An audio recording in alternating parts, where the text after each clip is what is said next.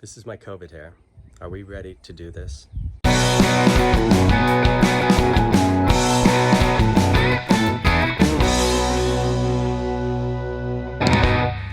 First of all, thank you for giving me your attention. I know you could be spending it in a lot of different places.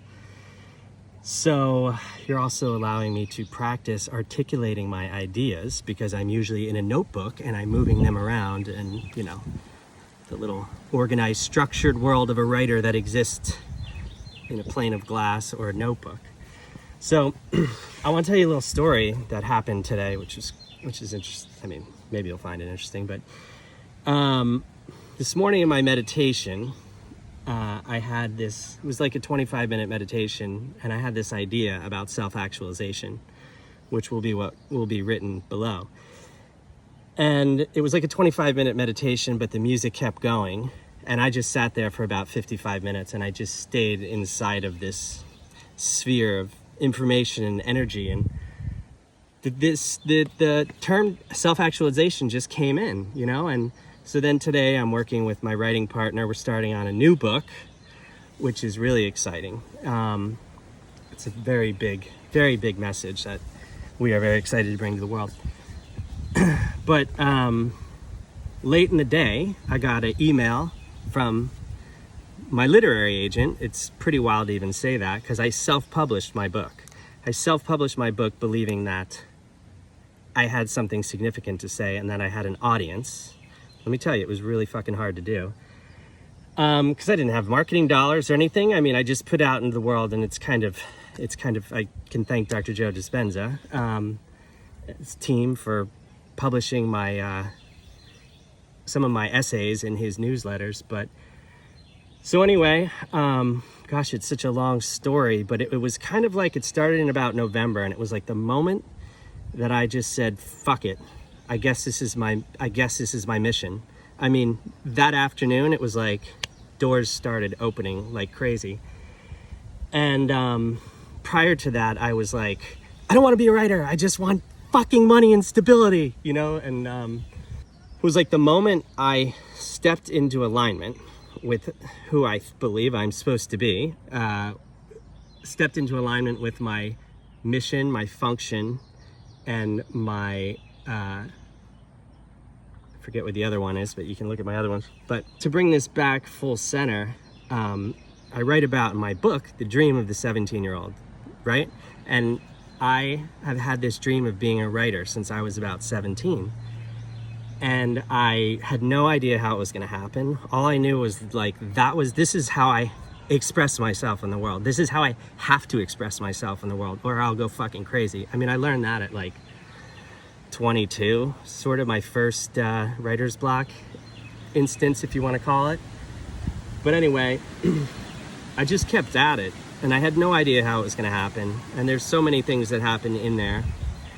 But so today in my bag, I have a contract with a literary agent, which is, I mean, I didn't know when I woke up in the morning that I was going to be given this document that is sort of the extension of my dream as a 17-year-old. And this document is a contract, but it's like, so, now I have somebody representing me who is, I mean, she already called me excited about somebody who is interested in the book, which is pretty freaking cool. At first I was like, I'm not going to talk about this until something happens, but I'm going to take you along for the journey, because what I am going to attempt to do more is to be, I just kind of learned about conscious language a little bit. It's exactly what it sounds like, but there are infinite depths that I don't know about, but I'm excited to learn about. So it's about speaking your will into existence. So, I mean, I'm going to say I will get a book deal that I am over the moon about. And on the way down here, I put on this song, Eyes of the World by the Grateful Dead. It's in my book, and I called it a quantum string. It's like, what I call a quantum string is it's a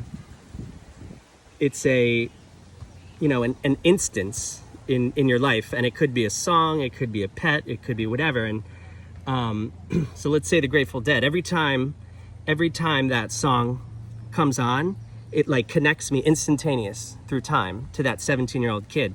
And I think the quantum string in this context, why it exists is to think about who we were, who we are, and who we want to become. It's like within that quantum string is a purity that is, I mean, for me, it's connected to this 17-year-old kid who just like had big dreams of traveling the world and writing about it, right? And when I was like stuck in a job when I was, in my early 20s, and I'm just like, I'm never gonna get there, blah, blah, blah, and all mostly internal, but sometimes I barf that onto people. But anyway, I say in the book, it's like the dream is like a grappling hook sent out from the present into the future. And to follow that line, let's say it's a mechanical grappling hook. Let's say you shoot it into the future and you press the button and that pulls you towards that. Well, what pulls you towards that is every time you think of it, but not only think of it, it's the emotion that you connect to that thing. that is, I've talked about this before, maybe in writing, but that is the dreaming process. And, there are ways to explain it in like physics and, stuff like that. I'm no master, but if I had to, I probably could. But all you need to know about is that the power of, this is what I think.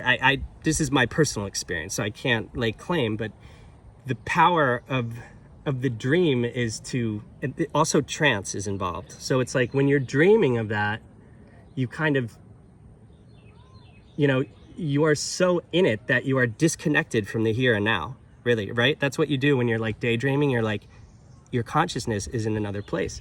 So if you whatever you keep putting your focus on, that is what you are pulling into the world. And a lot of, I've done it for years. A lot of us are putting our focus and attention subconsciously on fear, on lack.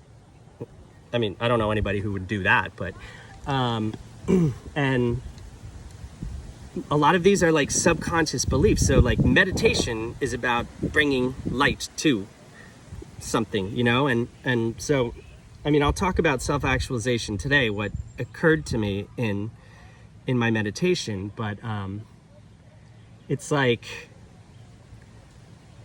there are always new layers of experiences and love and everything else to expand into.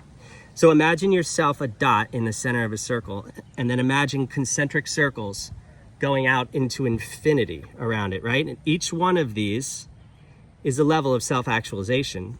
Maslow had this triangle, but I think the model is a circle. So each one of these, like these points on these circles, is a potential.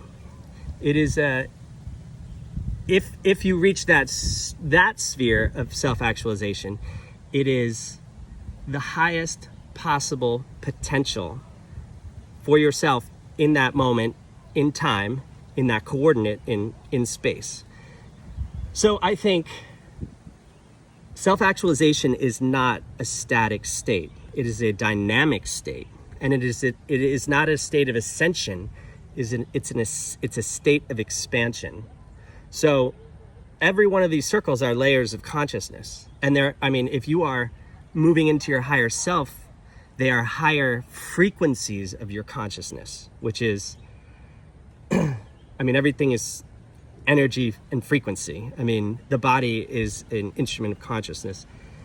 Anyway, I'm kind of running out of time here, so I think I'll just stop it there and again, say thank you for your attention, and, do a gratitude and intention journal. That's a structure in my book. Meditation, but gratitude and intention journal is a really easy way to start. And when you write things down and they start manifesting in your external world, then when you make the connection between the two, that's when you figured it out. That's when you're on to some real fucking magical creations. Over and out.